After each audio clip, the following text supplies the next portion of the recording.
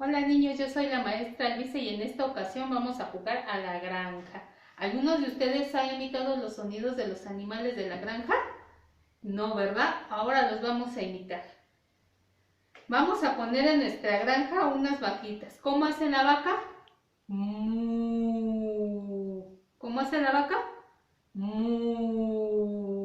También en nuestra granja hay cerditos. ¿Cómo hacen los cerditos? Ay, ay, ay, ay, ay, ay. ¿Cómo hacen los cerditos? ¡Ay, ay, ay, ay, ay! También en nuestra granja hay borreguitos. ¿Cómo hacen los borreguitos? Ve, ve, ve. ¿Ya vieron?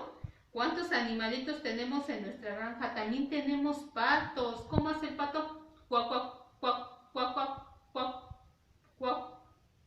¿Ya vieron todos estos animales cómo hacen los sonidos? La vaca hace mu. El cerdito, ay, ay, ay, ay. El borguito, ve. Los patitos, cuac, cuac, cuac, cuac, cuac, cuac, cuac, cuac. Espero les haya gustado este juego. Jueguenlo en su casa y diviértanse mucho. Hasta luego.